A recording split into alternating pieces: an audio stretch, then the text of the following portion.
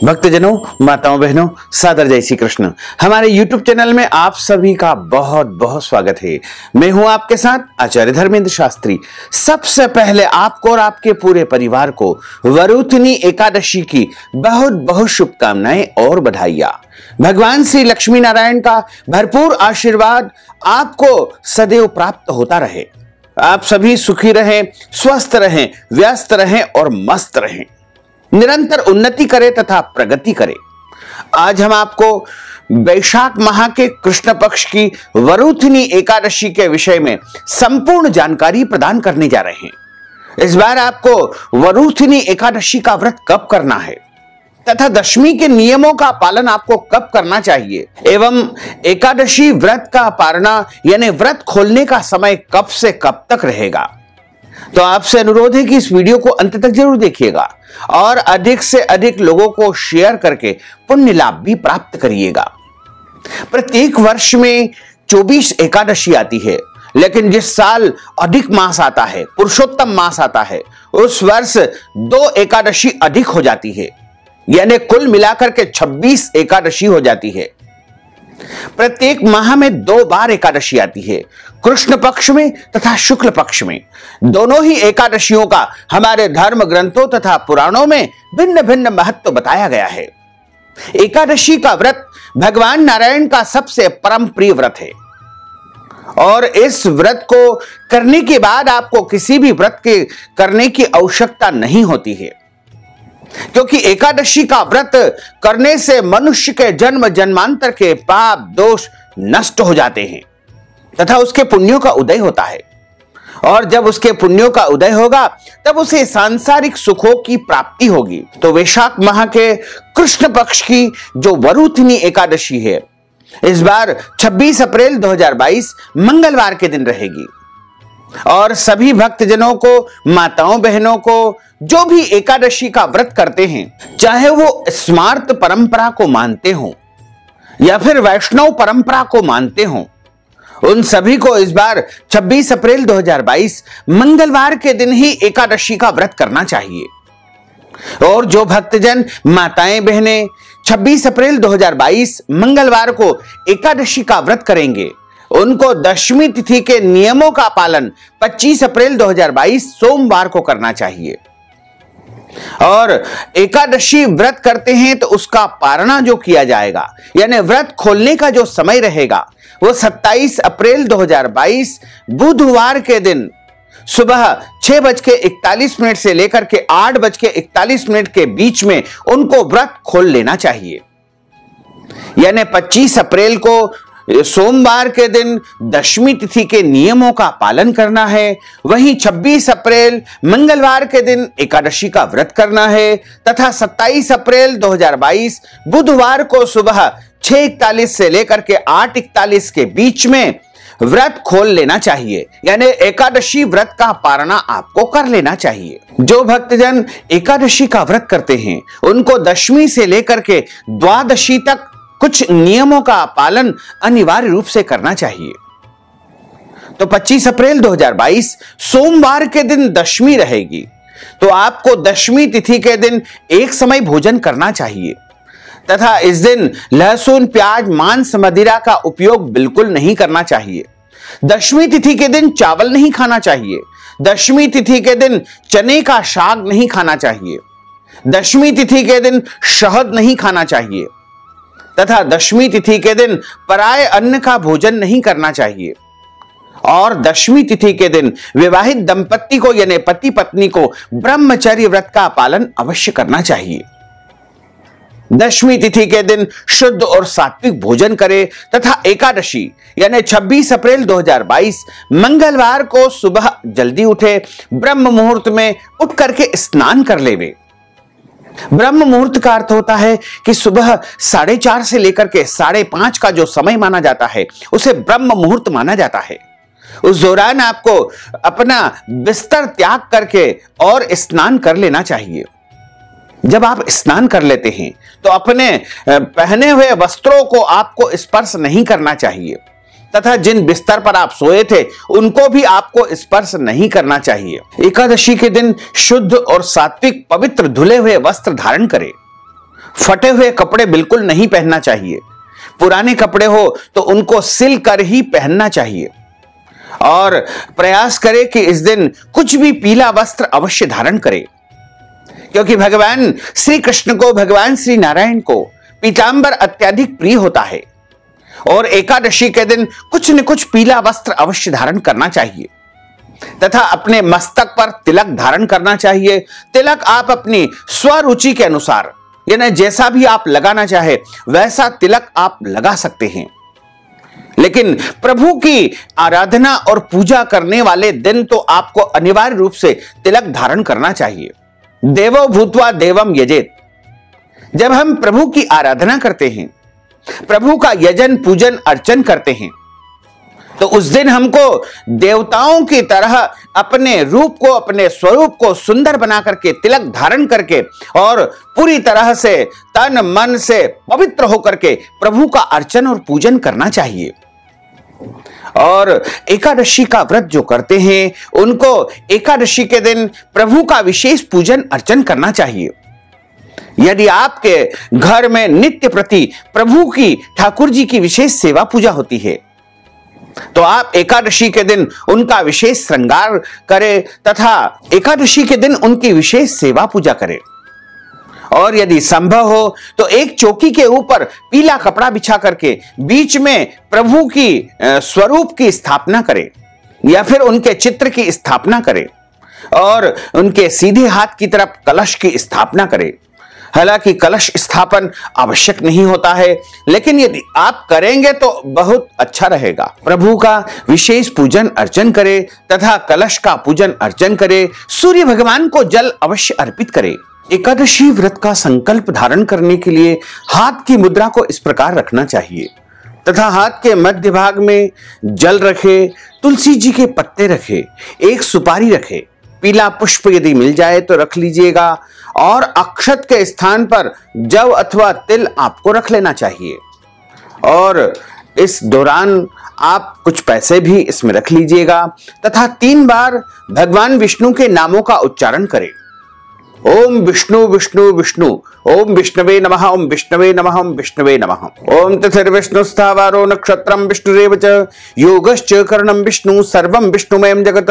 ओम विष्णुर्विष्णुर्विष्णुः श्रीमद्भगवतो महापुरुषस्य विष्णोर आज्ञेयः प्रवर्तमानस्य अद्य श्री ब्रह्मणोन्हि द्वितीय प्रार्धे श्री श्वेतवारः कल्पे वैवस्वत मन्वन्तरे 28तमे कलियुगे कलि प्रथम चरणे भूर्लोके भारतवर्षे भरतखंडे जम्बूद्वीपे आर्यावर्तांतर्गत ब्रह्मवर्तैकदेशैः अवंतिकायां विशाला क्षेत्रे मध्य प्रदेशे भोपाल मंडलांतर्गते भोपाल नाम्नि नगरैः सम्मत 2079 मासानां मासे पुण्य पवित्र मासैः वैशाख मासैः शुभैः कृष्ण पक्षैः अद्यायः एकादश्यायां पुण्यतिथयोः भौम वासरान्वितायां शतभिषा दिवस नक्षत्रे कुंभ राशि से श्री चंद्रैः, मीन राशि से श्री देवराज गुरु, मेष राशि से श्री सूर्य, शेषेषु ग्रहेषु यथा यथम राशि स्थान इससे ससु एवं ग्रह गुण गण विशेषण विशिष्टायाम शुभ पुण्य तिथौ।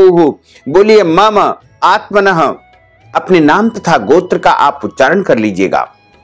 यदि आपको अपना गोत्र याद नहीं है तो आप सरनेम का भी उच्चारण कर सकते हैं। मम सपरिवारस्य निज परिवारस्य सकुटुंबस्य जनानां आयुः आरोग्य ऐश्वर्य अभिवृद्ध्यर्थम अप्राप्त लक्ष्मी प्राप्त्यर्थम प्राप्त लक्ष्म्यौश्चिरकाल संरक्षणार्थम सकल मनच्चित कामनाओं संसिद्ध्यर्थम लोके सभायां राजद्वारे व्यापारे कृषि कार्ये सेवा कार्ये यश विजय लाभादि प्राप्त्यर्थम यह जन्मनि जन्मांतरे वा सकल दुर्तोपशमनार्थम आदि देविक आदि भौतिक आध्यात्मिक त्रिविध तापोपशमनार्थम वात पित्त कफजन दोष परिहारार्थम आदित्याद्यावाहित नवग्रह देवताः प्रसन्नार्थम सर्व देवताः प्रसन्नार्थम कुल देवताः प्रसन्नार्थम अद्य दिवसे वैशाख मासे कृष्ण पक्षे वरुथिनी एकादश्यायां व्रत कर्माहम करिष्ये। इस प्रकार प्रभु को संकल्प आप समर्पित कर दीजिएगा तथा हाथ जोड़ करके प्रभु से प्रार्थना करें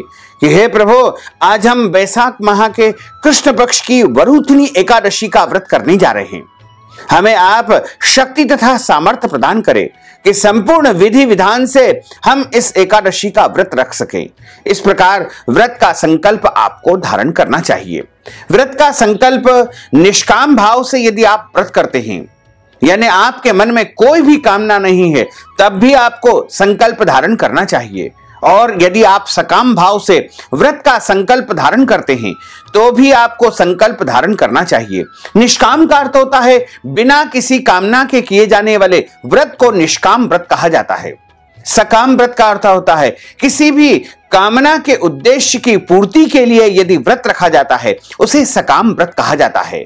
और संकल्प से कार्य सिद्धि होती है, इसलिए संकल्प प्रत्येक स्थिति में धारण करके ही व्रत का आरंभ करना चाहिए। तुलसी माता का पूजन भी एकादशी को करना चाहिए। कई लोग भ्रम में रहते हैं कि एकादशी के दिन तुलसी जी को स्पर्श या पूजन नहीं करना चाहिए। यह बिल्कुल गलत और मिथ्या धारणा है। तो आप एकादशी के दिन अनिवार्य रूप से तुलसी जी में जल भी चढ़ाए और तुलसी जी का पूजन भी करें। गौ माता की सेवा भी इस दिन अवश्य करना चाहिए। वैसे तो गौ माता की सेवा प्रत्येक दिन करना चाहिए, क्योंकि गौमयो वस्ते लक्ष्मी, गौ माता के अंदर समस्त देवी देवताओं का निवास माना जाता है। और गौ माता की सेवा प्रत्येक प्राणी को प्रत्येक दिन अवश्य करना चाहिए। लेकिन एकादशी के दिन तो गौ माता को आप भोजन भी कराएं, गौ माता की सेवा भी करें। और इसी तरह एकादशी के दिन आपको अन्न का सेवन बिल्कुल नहीं करना चाहिए। अन्न का पूर्णतः परित्याग कर देना चाहिए। इस दिन केवल फलाहार ही आपको ग्रहण करना चाहिए। यदि आप कोई दवाई लेते हैं और कुछ न कुछ खा करके आपको दवाई लेना होता है, तो आप फलाहार करके दवाई ग्रहण कर सकते हैं। दवाई लेने में, औषधि लेने में किसी भी प्रकार का कोई दोष नहीं माना जाता है। इसी प्रकार एकादशी के दिन जल पीने का भी कोई दोष नहीं माना जाता है। तो आप एकादशी व्रत में पानी पी सकते हैं, पानी पीने का कोई दोष नहीं माना जाता है। वैसे तो सर्वोत्तम फलाहार जो हमारे पुराणों में बताया हुआ है वो गाय के दूध से बनी वस्तुएं तथा फल ही सर्वोत्तम फलाहार माने गए हैं। इसके अलावा अन्य जो उत्तम और पवित्र फलाहार होते हैं उनका भी आप उपयोग एकादशी व्रत में कर सकते हैं। लेकिन ध्यान रखें, एकादशी व्रत वाले दिन आपको चावल बनाना भी नहीं चाहिए और चावल खाना भी नहीं चाहिए। यदि परिवार के अन्य सदस्य खाते हैं तो कोई दोष नहीं है। आप दूसरों को भोजन भी करवा सकते हैं, इसका भी कोई दोष नहीं है। लेकिन व्रती को, जो एकादशी का व्रत करता है, उनको स्वयं को जो है चावल का उपयोग नहीं करना चाहिए।